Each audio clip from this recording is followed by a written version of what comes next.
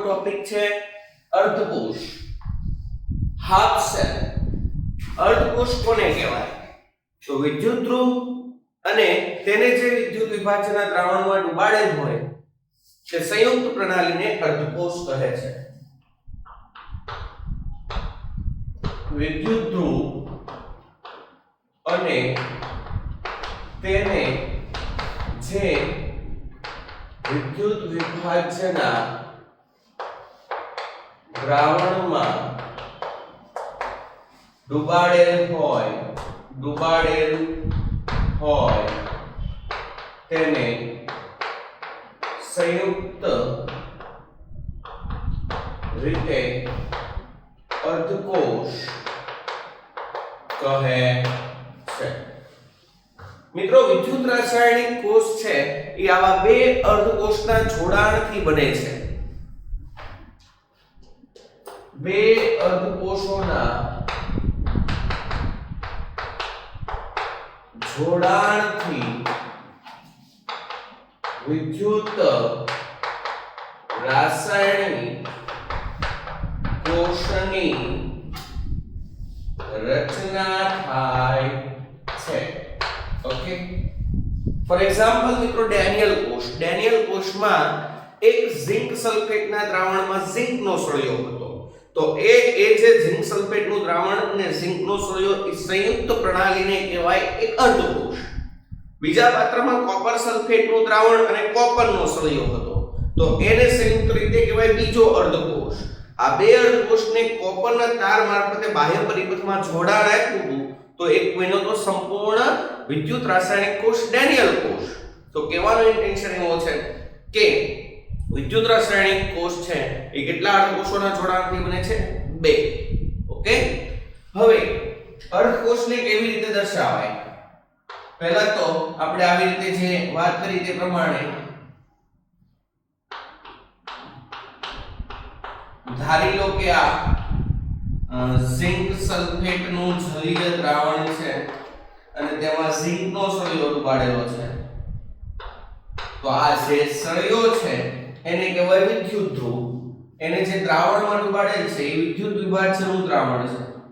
આ સંયુક્ત પ્રણાલીને કહેવાય એક અર્ધકોષ. ઓકે, તો મિત્રો, અર્ધકોષને કઈ રીતે દર્શાવાય? તો પહેલા અર્ધકોષને દર્શાવવા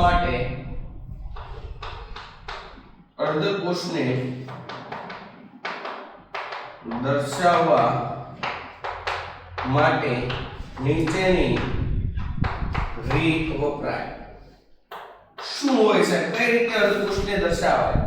તો જેનો સળિયો હોય, જે વિદ્યુત ધ્રુવનો સળિયો હોય એને પહેલા લખાય. સમજી લો કે અત્યારે વિદ્યુત ધ્રુવ તરીકે કોણ વપરાય છે?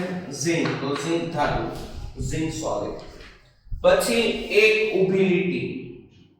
પછી આ સળિયો જે વિદ્યુત વિભાજનના દ્રાવણમાં ડુબાડેલો હોય તે વિદ્યુત વિભાજનો સળિયાને અનુરૂપ આયન લખાય. અત્યારે સળિયાને અનુરૂપ આયન થશે Zn+2 aqueous. એટલે આ એક અર્ધકોષ એવું સૂચવે છે કે અર્ધકોષની રચના માટે વિદ્યુત વિભાજનના દ્રાવણમાં Zn+2 છે અને સળિયો ઝિંકનો છે. સમજણ પડે છે? ડેનિયલ કોષમાં બીજો એક અર્ધકોષ હતો કે જેમાં CuSO4 નું જલીય દ્રાવણ હતું અને એમાં કોપર ધાતુનો સળિયો ડુબાડેલો હતો. તો આ અર્ધકોષને દર્શાવવા માટે એને અનુરૂપ ધાતુ કઈ છે? સળિયો કયો છે? Cu. અને એના સંપર્કમાં રહેલ ધાતુ આયન કયો છે? Cu+2. તો આવી રીતે દર્શાવાય. આ અર્ધકોષ એવું સૂચવે છે કે પાત્રમાં Cu+2 નું જલીય દ્રાવણ છે અને તેમાં કોપર ધાતુનો સળિયો ડુબાડેલો છે. ઓકે, તો અર્ધકોષને કઈ રીતે દર્શાવાય? જેનો સળિયો હોય તેને પહેલા લખાય, પછી તે સળિયાને અનુરૂપ આયન લખાય. વાયુ વિદ્યુત ધ્રુવ હોય તો પહેલા પ્લેટિનમ લખાય, પછી જે તે વાયુ પસાર કરવાનો હોય તે વાયુની સંજ્ઞા લખાય અને પછી તેને અનુરૂપ આયન લખાય. ઓકે, સમજી ગયા? સમજી લો કે હાઇડ્રોજન વાયુ વિદ્યુત ધ્રુવ હોય. હાઇડ્રોજન વાયુમય વિદ્યુત ધ્રુવ ધરાવતો અર્ધકોષ હોય, બરાબર છે? તો હાઇડ્રોજન વાયુમાં વિદ્યુત ધ્રુવ ધરાવતો અર્ધકોષ હોય તો તેને કઈ રીતે દર્શાવાય? તો પહેલા એના માટે સપોર્ટ તરીકે પ્લેટિનમ વપરાય, એટલે આપણી રીતે લખશું પ્લેટિનમ. પછી હાઇડ્રોજન વાયુ જે તે વાયુ હોય તેની સંજ્ઞા H2 ગેસ, અને પછી તેને તે જેના સંપર્કમાં આવે એને અનુરૂપ આયન લખાય H+. આ એવું સૂચવે છે કે અર્ધકોષની રચનામાં H+ ધરાવતું દ્રાવણ હોય એમાં પ્લેટિનમના સપોર્ટ ઉપર હાઇડ્રોજન વાયુ પસાર કરવામાં આવે. ખબર પડી? આવી જ રીતે ધારો કે ક્લોરીન વાયુમય વિદ્યુત ધ્રુવ ધરાવતા અર્ધકોષને કેવી રીતે દર્શાવાય? તો એના માટે પણ સપોર્ટ તરીકે પ્લેટિનમ, ત્યારબાદ ક્લોરીન ગેસ, અને એને અનુરૂપ આયન દ્રાવણમાં કેવો હોવો જોઈએ? Cl-. ઓકે દોસ્તો, તો આવી રીતે અર્ધકોષ એટલે શું થાય? વિદ્યુત ધ્રુવ અને તેને જે વિદ્યુત વિભાજનના દ્રાવણમાં ડુબાડેલો હોય તેને સંયુક્ત રીતે આપણે કહીશું અર્ધકોષ. ઓકે, ત્યારબાદ આપણે ભણીએ છીએ વિદ્યુત રાસાયણિક કોષનું સાંકેતિક નિરૂપણ. મિત્રો, અલગ અલગ પ્રકારના વિદ્યુત રાસાયણિક કોષને કઈ રીતે સાંકેતિક રીતે દર્શાવાય? હવે વારાઘડીએ કે આપણે આકૃતિ દોરવા થોડું બેસાય કે ભાઈ ઝિંક સલ્ફેટનું દ્રાવણ એક પાત્રમાં ને એમાં ઝિંકનો સળિયો, બીજા પાત્રમાં કોપર સલ્ફેટનું દ્રાવણ, કોપરનો સળિયો, કોપરના તાર વડે દોડો, ગેલ્વેનોમીટર રાખો, ક્ષાર સેતુ મૂકો. આ વારાઘડીએ દર્શાવવા ના બેસાય, એટલે એને શોર્ટ એન્ડ સિમ્પલ દર્શાવવા માટેની રીત આપેલી છે. એને કહેવાય વિદ્યુત રાસાયણિક કોષનું સાંકેતિક નિરૂપણ. હવે કોઈ પણ વિદ્યુત રાસાયણિક કોષ હોય એને સાંકેતિક રીતે દર્શાવવા માટે પહેલા ડાબી બાજુ દર્શાવાય એનોડ, બરાબર છે? પહેલા શું દર્શાવાય? એનોડ. એનોડને કઈ રીતે દર્શાવાય? પહેલી વાત તો એનોડને દર્શાવવા માટે પહેલા ધાતુ, એનોડના પાત્રમાં જે કંઈ પણ ધાતુનો વિદ્યુત ધ્રુવ હોય તે ધાતુની સંજ્ઞા, બરાબર છે? પહેલા શું લખાય? ધાતુ. પછી ઊભી એક લીટી, ત્યારબાદ એ ધાતુના સંપર્કમાં વિદ્યુત વિભાજનના દ્રાવણમાં જે એને અનુરૂપ ધાતુ આયન હોય તે આયન, તેને અનુરૂપ ધાતુ આયન. ઓકે, ત્યારબાદ જો વિદ્યુત રાસાયણિક કોષની રચનામાં ક્ષાર સેતુનો ઉપયોગ કરેલ હોય તો વચ્ચે બે ઊભી લીટી, અને જો વિદ્યુત રાસાયણિક કોષની રચનામાં ક્ષાર સેતુનો ઉપયોગ ન કરેલો હોય તો વચ્ચે એક ઊભી લીટી મૂકવાની. ઓકે, મોટા ભાગે જ્યારે આપણે વિદ્યુત રાસાયણિક કોષની રચનામાં અલગ અલગ બે પાત્ર વાપરતા હોઈએ, બે અર્ધકોષ વાપરતા હોઈએ ત્યારે ક્ષાર સેતુનો ઉપયોગ કરવો જ પડે, એટલે ત્યારે વચ્ચે બે ઊભી લીટી મૂકવાની. ત્યારબાદ કેથોડ દર્શાવવાનો, જમણી બાજુ, બે લીટીની જમણી બાજુ શું દર્શાવવાનું? કેથોડ. કેથોડને દર્શાવવા માટે વિદ્યુત વિભાજનમાં રહેલ ધાતુ આયન, ત્યારબાદ એક ઊભી લીટી, તેને અનુરૂપ જે વિદ્યુત ધ્રુવ હોય તે ધાતુની સંજ્ઞા. હવે સમજી લો કે આપણે ડેનિયલ કોષની વાત કરી, બરાબર છે? પર્ટિક્યુલર કોની વાત કરીએ? ડેનિયલ કોષની. તો ડેનિયલ કોષમાં ઝિંકનો એનોડ અને કોપરનો કેથોડ હતો. તો પહેલા આપણે ડાબી બાજુ દર્શાવશું ધાતુ કઈ હતી? ઝિંક, એને અનુરૂપ ધાતુ આયન Zn+2 aqueous. જો સાંદ્રતા ખબર હોય તો અહીંયા મુકાય. પછી ક્ષાર સેતુ એટલે બે ઊભી લીટી. કેથોડ તો કોપરનો અને એના સંપર્કમાં હતો Cu+2 આયન, એટલે અહીંયા લખાય પહેલા આયન લખાય Cu+2 aqueous, પછી Cu solid, અને આ કેથોડ છે. કેથોડ કેવો ધ્રુવ હોય? ધન ધ્રુવ. ખબર પડે છે? તો આ રીતે કોઈ પણ કોષનું સાંકેતિક નિરૂપણ કરવામાં આવે છે. સમજી લો કે કોઈ વાયુ વિદ્યુત ધ્રુવ આપેલો હોય. હવે સાહેબ અમને કેમ ખબર પડે કે એક વિદ્યુત ધ્રુવ ધારો કે હાઇડ્રોજનનો છે ને એક કોપરનો છે, હવે એ બંનેને જોડવામાં આવે તો કોણ એનોડ તરીકે વર્તે ને કોણ કેથોડ તરીકે વર્તે તે કેમ ખબર પડે? તો એના માટે હું તમને શોર્ટ ટ્રીક આપું છું, બરાબર છે? આ ટ્રીક તમને ખૂબ જ મહત્વનો ભાગ ભજવશે, કારણ કે આ ટ્રીકના આધારે તમને ઘણા બધા પ્રશ્નોના ઉત્તર મળી જશે. JEE નીટ માટેના પણ કન્સેપ્ટ આ ટ્રીકના આધારે તમને મળશે. તો એના માટે હું તમને એક ચાવી આપું છું. એ ચાવી ખાસ યાદ રાખજો. लेके बारात का ना मजे से आला, लेके बारात का ना मजे से आला, मन जो करे फेंक दे कोई निगाहे कोई निगाहे सुंदरी प्यार भरी. ओके, लेके बारात का ना मजे से आला, मन जो करे फेंक दे कोई निगाह सुंदरी प्यार भरी. અને ત્યારબાદ હાઇડ્રોજન पे છાપા વાળે આપણે છાપા હાઇડ્રોજન पे છાપા આવી રીતે તમારે લખવાનું. ઓકે ઓકે, આને હવે કઈ રીતે અલગ પાડશું? લે એટલે લિથિયમ, કે એટલે પોટેશિયમ, બારાત એટલે Ba, કાનાનો CANA, ઓકે, મજે से Mg, આલાનો AL, મન એટલે Mn, જો એટલે ઝિંક, કરે એટલે Cr, ફે એટલે Fe, કદે એટલે Cd, કો એટલે કોઈ એટલે CO, નિગાહે એટલે Ni, સુંદરી એટલે Sn, પ્યાર ભરી એટલે Pb. ત્યારબાદ હાઇડ્રોજન છાપામાં CHA PA અહીંયા લખવાનું CuHgAgPt અને A. દોસ્તો આ ખૂબ જ ઇમ્પોર્ટન્ટ કન્સેપ્ટ છે. આમે એક એવી ચાવી તમને આપેલી છે કે જેના પ્રમાણિત રિડક્શન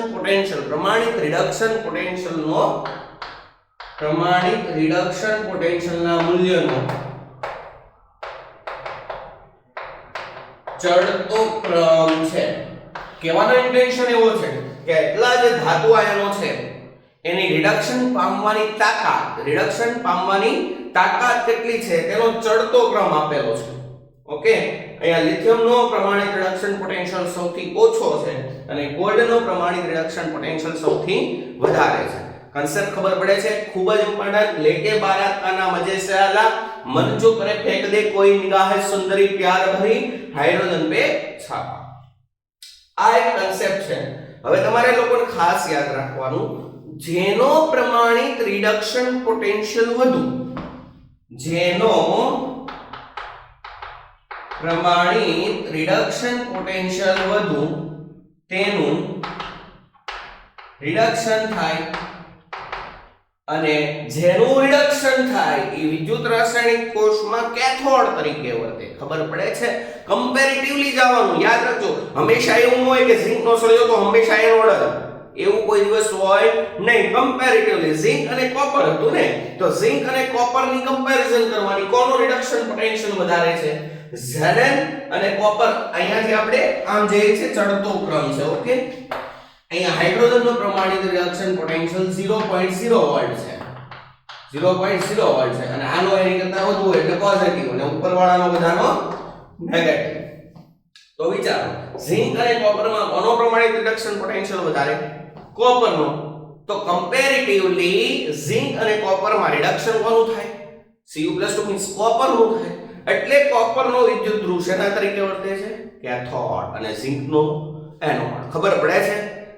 હવે ઝિંક અને મેગ્નેશિયમ આપવું હોય, એક પાત્રમાં ઝિંક સલ્ફેટ ઝિંકનો સળિયો, બીજા પાત્રમાં મેગ્નેશિયમ સલ્ફેટ અને મેગ્નેશિયમનો સળિયો, તો ત્યારે કોણ એનોડ તરીકે વર્તે અને કોણ કેથોડ તરીકે વર્તે? એ તમને જવાબ આપ્યા છે. ચોપડામાં નહીં આપ્યું હોય. ખબર પડે છે? એનો જવાબ તમને આપશે ચાવી. જો ઝિંક અને મેગ્નેશિયમ, જો મેગ્નેશિયમ અને ઝિંક, કોનો રિડક્શન પોટેન્શિયલ વધારે છે હાલમાં? ઝિંકનો.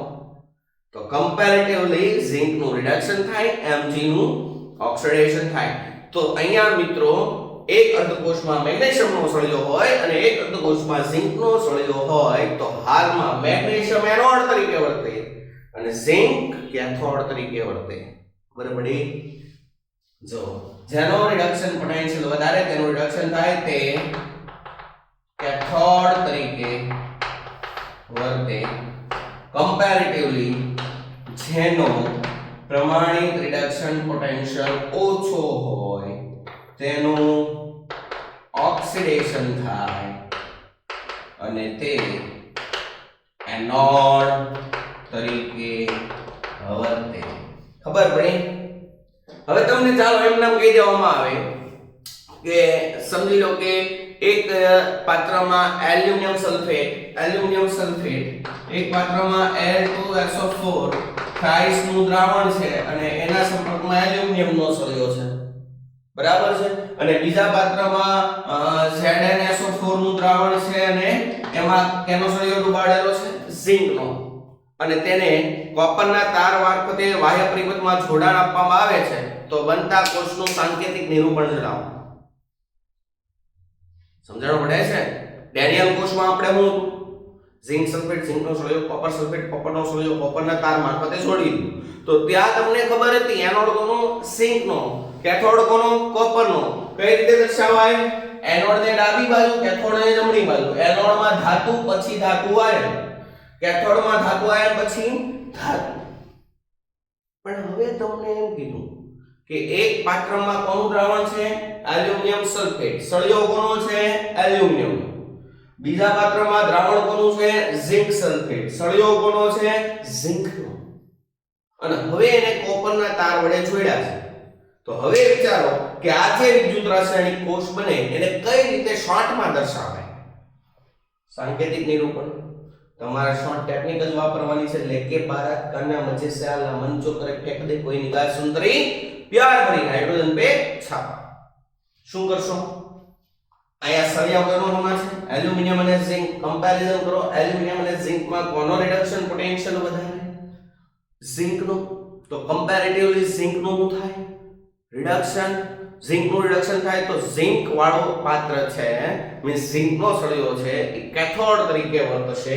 તો એલ્યુમિનિયમ શેના તરીકે વર્તશે? એનોડ. અને આ કેથોડ. તો મિત્રો હવે આ કોષનું સાંકેતિક નિરૂપણ કરવું હોય તો કઈ રીતે કરશો? તો પહેલા એનોડ પછી કેથોડ. એનોડ નેગેટિવ પોલ, પહેલા ધાતુ, એના સંપર્કમાં તેને અનુરૂપ આયન કયો? L+3, વચ્ચે ક્ષાર સેતુ. પછી કેથોડમાં ધાતુનો સળિયો ઝિંક છે તો તેને અનુરૂપ આયન કયો? Zn+2, પછી તેને અનુરૂપ ધાતુ. ખબર પડે છે? તો આ રીતે તમને કોઈ પણ બનાવટી સવાલ પૂછે કે આના દ્રાવણમાં આનો સળિયો, બીજા પાત્રમાં આના દ્રાવણમાં આનો સળિયો કોપરના તાર વડે જોડવામાં આવે તો બનતા વિદ્યુત રાસાયણિક કોષનું સાંકેતિક નિરૂપણ કરો. તો તમને એનો જવાબ મળશે આના પરથી. ઓકે, ચલો હવે ફ્રેન્ડ્સ આપણે લોકો વિદ્યુત રાસાયણિક કોષમાં થતી પ્રક્રિયાના આધારે કોષનું સાંકેતિક નિરૂપણ શીખીએ. બરાબર છે? તમને કોઈ પ્રક્રિયા આપેલી હોય, વિદ્યુત રાસાયણિક કોષમાં થતી પ્રક્રિયા માંથી કોષનું સાંકેતિક નિરૂપણ દર્શાવો. કઈ રીતે? સમજી લો કે તમને આવી એક રેડોક્સ પ્રક્રિયા આપેલી છે. Zn solid plus Cu+2 aqueous gives Zn+2 aqueous plus Cu solid. તો સિમ્પલી તમારે લોકોને શું કરવાનું છે? આપેલી પ્રક્રિયામાંથી ઓક્સિડેશન અને રિડક્શન પ્રક્રિયાને પસંદ કરવાની. ઓક્સિડેશન થતું હોય એને એનોડ કહેવાય, રિડક્શન થતું હોય એને કેથોડ કહેવાય. એનોડ ને ડાબી બાજુ દર્શાવવાનો, કેથોડ ને જમણી બાજુ દર્શાવવાનો. કઈ રીતે દર્શાવવાનું એનું સાહેબે તમને શીખવાડેલું છે. હા, પણ એક વાત બાકી છે કે જો એનોડ તરીકે વાયુ વિદ્યુત ધ્રુવ હોય, શબ્દ ઉપર ભાર મૂકું છું, જો એનોડ તરીકે વાયુ વિદ્યુત ધ્રુવ હોય તો પહેલા એનોડ દર્શાવવામાં પહેલા લખવાનું પ્લેટિનમ. ઓકે, પછી જે તે વાયુ અને પછી તે વાયુના અનુરૂપ આયન. એનોડ તરીકે જો વાયુ વિદ્યુત ધ્રુવ હોય તો, જો કેથોડ તરીકે વાયુ વિદ્યુત ધ્રુવ હોય તો એનોડ ને તો પહેલા જ લખવાનું, પછી ક્ષાર સેતુની બે ઊભી લીટી, પછી કેથોડ દર્શાવવા માટે પહેલા આયન બરાબર છે, રીત તે જ અનુસરવાની. પહેલા આયન, પછી તેને અનુરૂપ વાયુ અને પછી પ્લેટિનમ. ઓકે, આને ધ્યાનમાં રાખજો. ચલો અત્યારે આ પ્રક્રિયા છે તો આ Zn માંથી Zn+2 બન્યો એટલે એનું શું થયું? ઓક્સિડેશન. Cu+2 માંથી Cu બન્યો એનું થયું રિડક્શન. તો સિમ્પલ ખબર પડી ગઈ, ઝિંક નો એનોડ હશે ને કોપર નો કેથોડ. તો આનું સાંકેતિક નિરૂપણ આવું થશે. એનોડ ને પહેલા ધાતુ, તેને અનુરૂપ શેમાં રૂપાંતરણ થયું? Zn+2, પછી કેથોડમાં Cu+2, પછી Cu સોલિડ. સમજી ગયા? સમજી લો કે આ તો એક્ઝામ્પલ બનાવટી હું તમને આપું છું. બરાબર? ધારો કે તમને આવું કીધું હોય Al plus Zn+2 aqueous gives Al plus 3 aqueous plus Zn. પ્રક્રિયાને બેલેન્સ કરવા માટે ચાર્જ અહીંયા કેટલો છે? +3 અહીંયા +2 અને 3 વડે ગુણો અને 2 વડે ગુણો. 2 એલ્યુમિનિયમ 3 ઝિંક. આવી ધારો કે રેડોક્સ પ્રક્રિયા આપેલી છે અને એવું કીધું છે કે આવી રેડોક્સ પ્રક્રિયા થતા વિદ્યુત રાસાયણિક કોષનું સાંકેતિક નિરૂપણ જણાવો. તો સિમ્પલી તમારે શું કરવાનું? એલ્યુમિનિયમ નું શું થાય છે? ઓક્સિડેશન. એનો એનોડ લઈ લેવાનો. ઝિંક નું શું થાય છે? રિડક્શન. એનો કેથોડ લઈ લેવાનો. તો સાંકેતિક નિરૂપણ આવું થશે Al solid Al plus 3 aqueous ચાર સીધું Zn+2 aqueous Zn solid. ખબર પડે છે?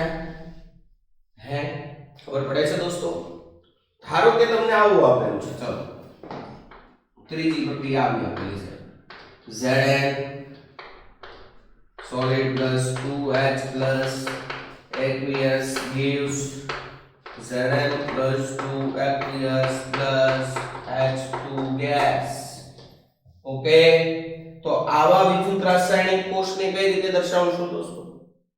આવા વિદ્યુત રાસાયણિક કોષને દર્શાવવા માટે Zn માંથી ઉમેર્યું Zn+2 it means oxidation. H+ માંથી ઉમેર્યું H2 નો વાયુ it means reduction. તો હાલમાં રિડક્શન H+ નું H2 વાયુમાં થાય છે, એનો મતલબ ઈ કેથોડ છે ને, કેથોડ તરીકે વાયુમય વિદ્યુત ધ્રુવ છે. યાદ રાખજો, કેથોડ તરીકે વાયુમય વિદ્યુત ધ્રુવ છે. તો એને દર્શાવવા માટે હાલમાં પહેલા એનોડ તો ઝિંક નો છે એટલે પહેલા ધાતુ, એને અનુરૂપ ધાતુ આયન Zn+2. હવે ખ્યાલ છે તો કેથોડમાં પહેલા આયન કોણ છે? H+. એમાંથી બને છે શું? H2. એટલે નામ H2 લખશું અને પછી અહીંયા પ્લેટિનમ નો સપોર્ટ એટલે પ્લેટિનમ લખશું. ઓકે, તો આ રીતે અલગ અલગ રાસાયણિક પ્રક્રિયા તમને આપેલી હોય એના ઉપરથી કોષ બનાવવાનું કે તો બનાવતા આવડે. સમજી લો, હજી એક એક્ઝામ્પલ આપણે લઈએ છીએ.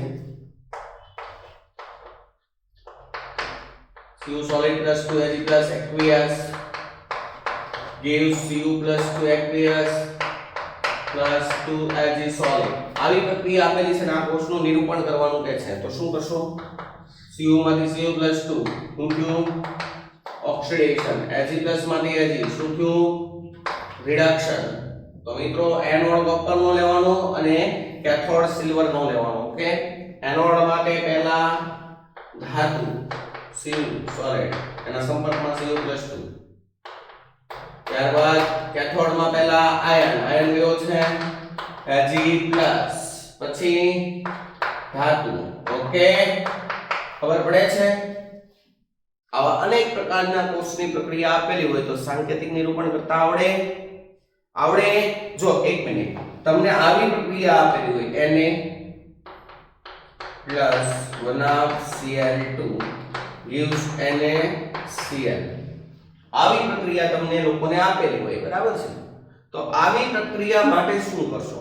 ડોન્ટ વરી, તમને તો ગમે તેવો ક્વેશ્ચન આપે, તમારે રૂલ્સ અપનાવવાનો. જેનું ઓક્સિડેશન થાય એનોડ ડાબી બાજુ, જેનું રિડક્શન થાય કેથોડ જમણી બાજુ. ઓકે, તો અત્યારે જો Na નો ઓક્સિડેશન અંક 0 અને અહીંયા Na નો +1 હોય એટલે Na નો 0 માંથી +1 એટલે Na નું થયું ઓક્સિડેશન. Cl2 માંથી Cl- આનું શું થયું? રિડક્શન. ખબર પડી? તો હવે એનોડ માં હું દર્શાવશું Na solid Na plus aqueous. કેથોડમાં પહેલા આયન જોજો વિદ્યાર્થી મિત્રો ખાસ યાદ રાખજો કેટલાક લોકો શું કરે સાહેબ Cu માંથી Cu+2 બને છે Ag+ માંથી Ag બને છે એટલે એવી રીતે મૂકી દેશે તું એવું ના હોય સાંકેતિક નિરૂપણ એક કોષને દર્શાવવાની ચોક્કસ રીત છે કે જેમાં એનોડ દર્શાવવા માટે પહેલા ધાતુ પછી એને અનુરૂપ આયન અને કેથોડમાં પહેલા આયન અને એને અનુરૂપ પછી જે કાંઈ પણ ધાતુ કે અધાતુ હોય તે ઓકે તો ચાલો હાલમાં કેથોડને દર્શાવવા માટે Cl2 માંથી Cl- બને છે તો પહેલા આયન લખાય Cl- ત્યારબાદ બનાવ Cl2 અને સપોર્ટ તરીકે પ્લેટિનમ ઓકે તો આ ખાસ વાત કરી આપણે પ્રક્રિયા ઉપરથી કોષનું સાંકેતિક નિરૂપણ ઓકે ફ્રેન્ડ્સ હવે આપણે લઈએ છીએ સાંકેતિક નિરૂપણ પરથી કઈ રીતે પ્રક્રિયા બનાવવી કોષના સાંકેતિક નિરૂપણ પરથી કઈ રીતે પ્રક્રિયા બનાવવી જો કોષના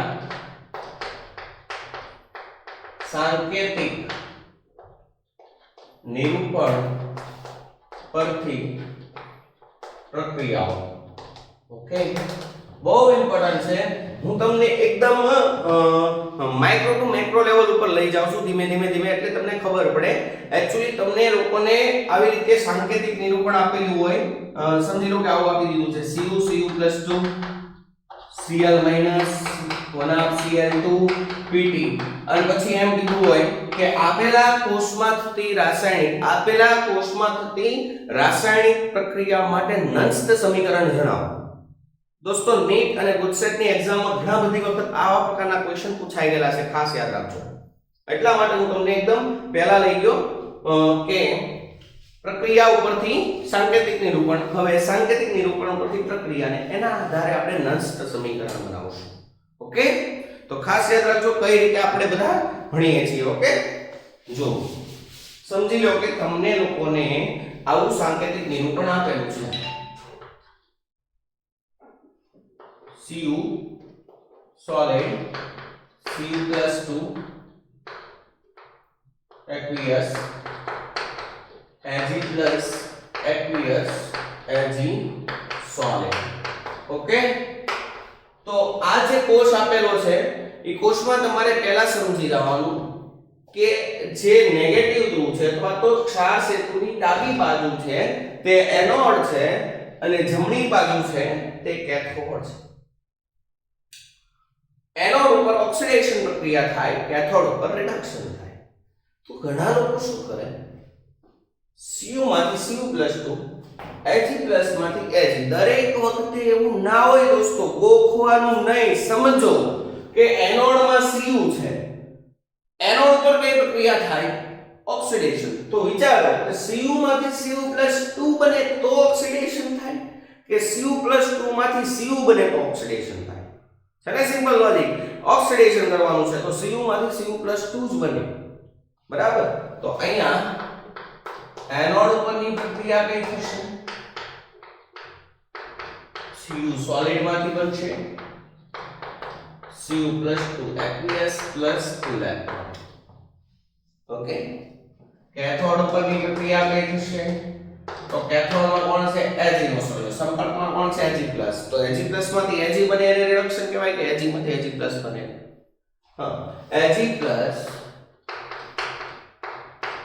એક ઇલેક્ટ્રોન મેળવે બને Ag હવે રેડોક્સ પ્રક્રિયા ત્યારે જ સંતુલિત થાય જ્યારે ઓક્સિડેશન પ્રક્રિયા અને રિડક્શન પ્રક્રિયામાં ભાગ લેતા ઇલેક્ટ્રોનની સંખ્યા સરખી હોય અહીંયા ઓક્સિડેશન પ્રક્રિયામાં કેટલા ઇલેક્ટ્રોન છે 2 રિડક્શનમાં 1 તો રિડક્શન પ્રક્રિયાને 2 વડે ગુણવી પડે એટલે આવી રીતે ગુણો કમ્પ્લીટ રેડોક્સ પ્રક્રિયા કરવી હોય તો ઓક્સિડેશન અને રિડક્શન પ્રક્રિયાનો તમારે શું કરવાનો સરવાળો એટલે આ તમને મળશે કોષની કોષ પ્રક્રિયા જે આવી થશે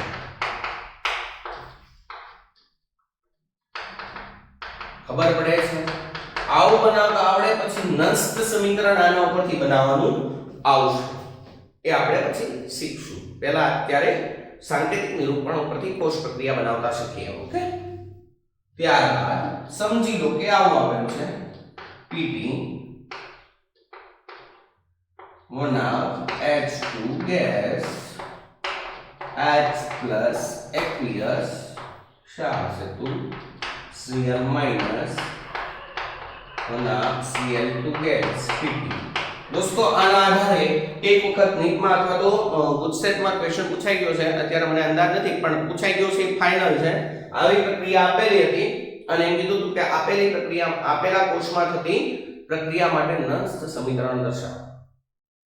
સુપર ઇમ્પોર્ટન્ટ છે વિદ્યાર્થી મિત્રો, ખાસ યાદ રાખજો.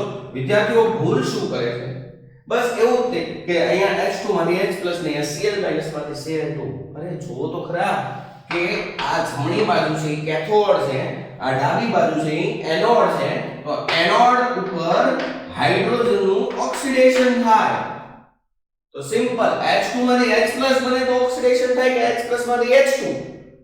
ગોખવાનું નહીં, અહીંયા H2 માંથી H પ્લસ આપ્યું એવું ન હોય. આ તો સાંકેતિક નિરૂપણ છે, એ તો ચોક્કસ પદ્ધતિ છે દર્શાવવા માટેની. આ તો એવું દર્શાવે છે કે એનોડમાં H પ્લસ નું દ્રાવણ છે, પ્લેટિનમનો સળિયો છે ને હાઇડ્રોજન વાયુ પસાર થાય છે. કેથોડમાં Cl માઈનસ નું દ્રાવણ છે, પ્લેટિનમનો સળિયો છે ને બોરિન વાયુ પસાર કરવામાં આવે છે. આ તો કોષને દર્શાવવા માટેની રીત છે.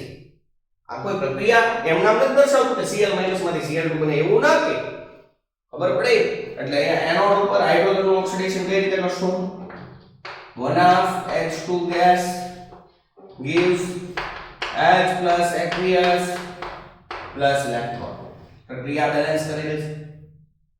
નેક્સ્ટ કેથોડ પર કઈ પ્રક્રિયા થશે?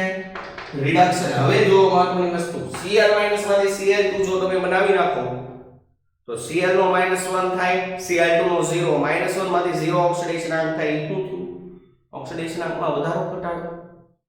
વધારો. તો એને શું કહેવાય? ઓક્સિડેશન. આપણે કરવાનું છે શું? રિડક્શન. એટલે યાદ રાખજો અહીંયા Cl માઈનસ માંથી Cl2 ના બને, Cl2 માંથી શું બને? Cl minus. તો અહીંયા થશે 1/2 Cl2 gas plus electron gives Cl minus aqueous.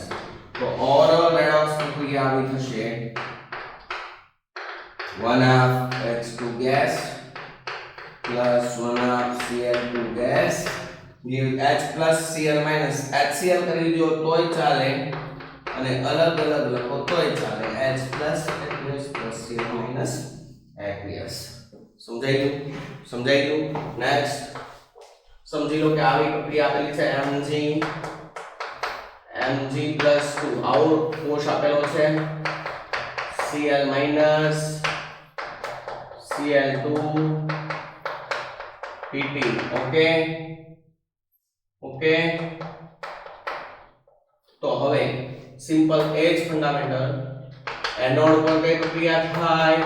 Oxidation. Oxidation કોનું થાય? Mg. કઈ રીતે? Mg બે ઇલેક્ટ્રોન ગુમાવશે, બનશે Mg+2 ઇલેક્ટ્રોન. ઓકે. કેથોડ પર કઈ પ્રક્રિયા થશે? રિડક્શન. રિડક્શન કોનું થાય? Cl માઈનસ કે Cl2? Cl માઈનસ માંથી Cl2 બને તો શું થાય?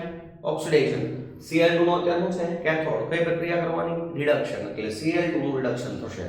કેટલા ઇલેક્ટ્રોન ની જરૂર છે? 2 ની. એટલે હું અહીંયા લઈ લઉં Cl2 gas plus 2 electron gives 2Cl minus aqueous. Okay. બંનેનો સરવાળો કરો, આખી રેડોક્સ પ્રક્રિયા મળી જશે. Mg solid plus Cl2 gas. Direct MgCl2 લખો તોય ચાલશે અને Mg+2 aqueous plus 2Cl minus aqueous આ લખો તોય ચાલશે. ખબર પડી? તો દોસ્તો આવી જ પ્રક્રિયા એક્ઝામમાં પૂછાય છે. આના માટે નસ્ત સમીકરણ પૂછાય છે. ઓકે. કેટલીક વખત નસ્ત સમીકરણમાં વિદ્યાર્થીઓ શું કરે? એક્ચ્યુઅલી આમાં એવું આવે કે છેલ્લે પ્રક્રિયા ભાગફળ હોય એટલે ઉપર આવે નિપજની સાંદ્રતા, નીચે આવે પ્રક્રિયકની સાંદ્રતા. તો મોટા ભાગે શું કરી નાખે? એનોડ નો આયન છેદમાં કેથોડ નો આયન, એટલે ખોટું પડે. ખબર પડી? એટલે ખાસ યાદ રાખજો. આપણે ડીપમાં ભણશું આપણે નસ્ત સમીકરણ. અત્યારે હું નથી કહેતો એનું કારણ છે હજી આપણે ડિરાઈવ જ નથી કર્યું, તો તમને લોકોને ખબર કેવી રીતે પડે? એટલા માટે આપણે પછી એને લેશું. પણ એના માટે જરૂરી છે પ્રક્રિયા બનાવવી. સાચી રેડોક્સ પ્રક્રિયા બનશે તો ઓટોમેટિક સાચા આન્સર મળશે. હજી એક પ્રેક્ટિસ માટે એક સવાલ લઈએ. હવે એક કામ કરો, હું તમને 3-4 સાંકેતિક નિરૂપણ આપું છું, એને તમે જાતે સોલ્વ કરો અને જાતે રાસાયણિક પ્રક્રિયા બનાવજો. ઓકે. જો હવે